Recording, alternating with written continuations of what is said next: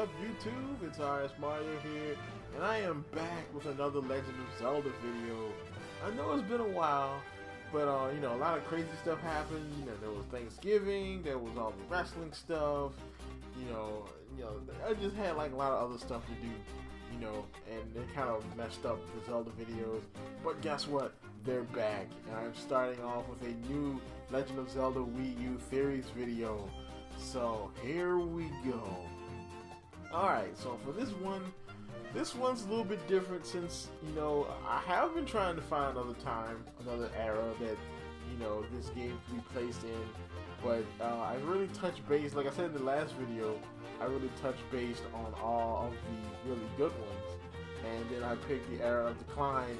And one of my subscribers, you know, thoroughly, you know, debunked that theory.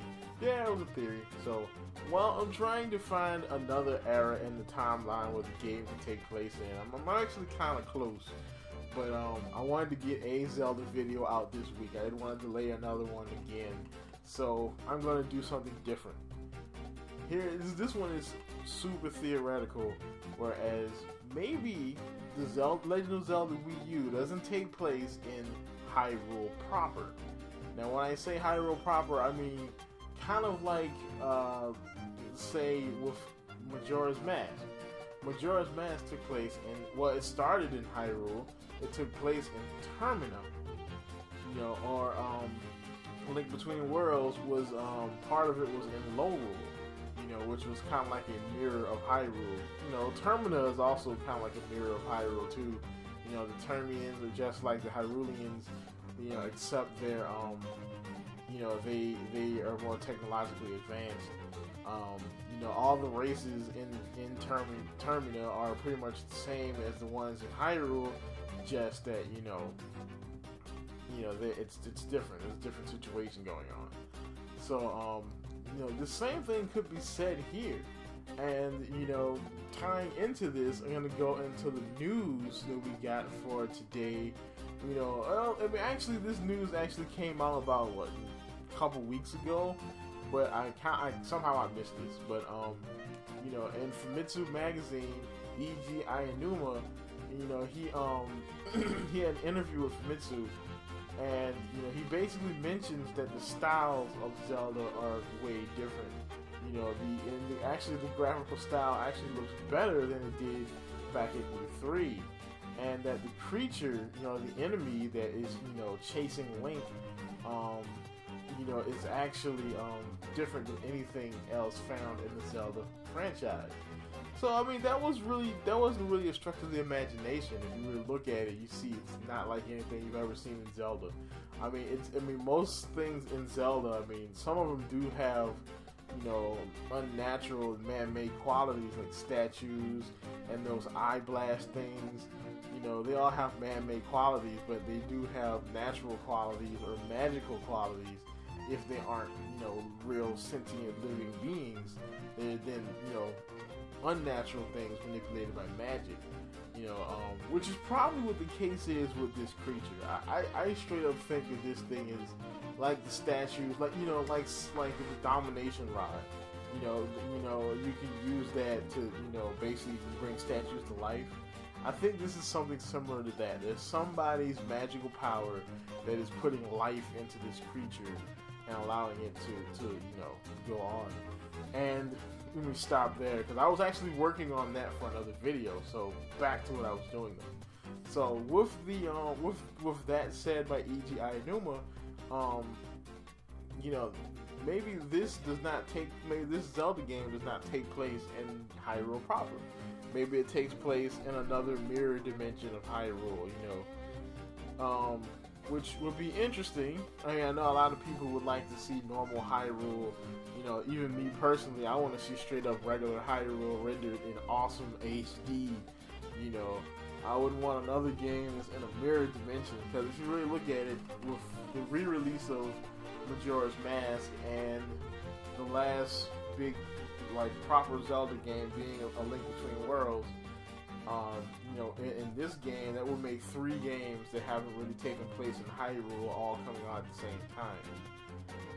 which would be, I mean, yeah, organizationally that would be awesome. But you know, I do want another adventure in proper Hyrule. You know, so it very well could. I mean, because if you really look at it, you know, just like I'm having trouble fitting it into the timeline, other than a few specific areas. The reason for that could be because it's not in proper Hyrule. It's not in the same dimension as Hyrule. You know, and that would explain the magical robotic creatures. That would explain why Link is so different. You know, why he's wearing different clothes, why he's using a magical bow straight out of freaking, you know, out of freaking Hunger Games. You know, that would explain why, you know, the area is so sparse and so unpopulated, because this is a completely different dimension, or a different, you know, mirror world of Hyrule. As much as, you know, I would like to see a regular Hyrule, you know, in HD in Wii U, on the Wii U, this seems intriguing though. I mean, because think about this. With a mirror dimension of Hyrule, you know, it gives them a lot of creative freedom without stomping on any of the conventions of Zelda. You know, because if it takes place in normal Hyrule, you kind of have to follow the conventions put in place by previous games and, you know, things like that.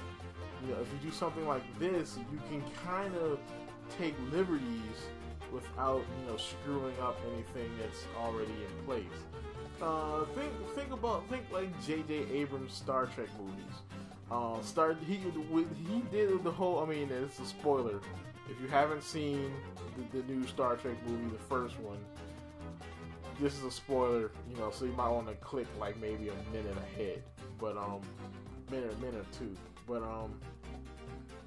yeah, you know, if he what he basically did in those movies was he did the whole, you know, time travel thing with Spock and the black hole and the new timeline and all that kind of stuff that basically resets everything, that allows him to take all these liberties with the Star Trek franchise. You know, that's why Khan is a dude. I mean, Khan is a white guy. You know, that's why, you know, Spock and Uhura are banging. You know, that's why all this other kind of stuff is happening. Aonuma and, you know, the Zelda team can do something like that. You know, maybe not as drastic as that, but, you know, just having a mirror world of Hyrule where you can actually, where they can, you know, test new things and take new liberties they really wouldn't be able to do inside of a normal world. You know, and if they really want to do something, they could have this be now this is gonna sound crazy. This could be the Link to the Past for Lorule. So think about it this way, you know, that, you know, this could be like a Link to the Past for Lorule.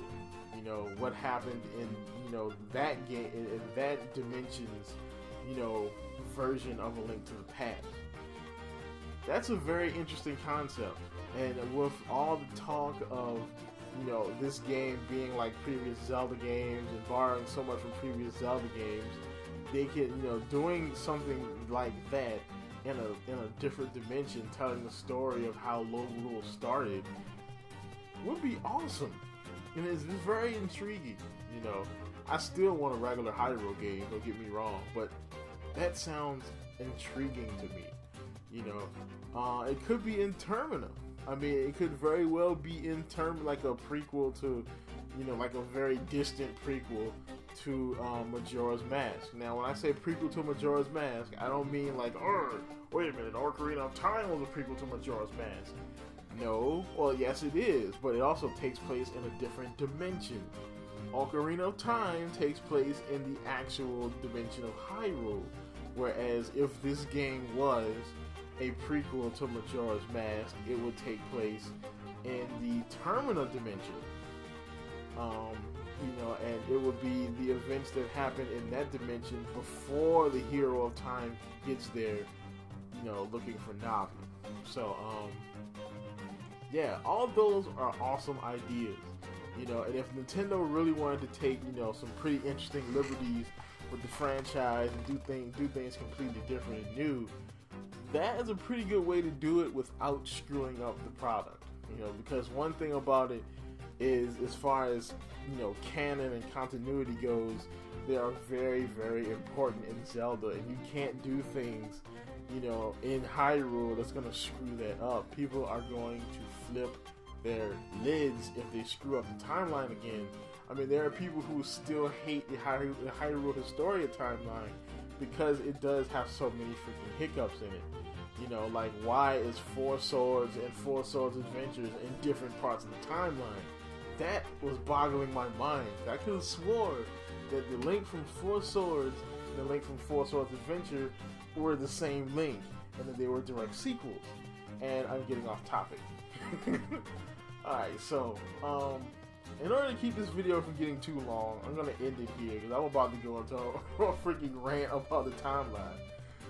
So, that's about it. What do you guys think about Zelda Legend of Zelda Wii U taking place in a different dimension, Hyrule? Or maybe using one of the old, you know, alternate dimension of Hyrule, like Lorule or Termina? You know, what do you guys think about that? Like, comment, subscribe, and I will see you guys later. Keep it real.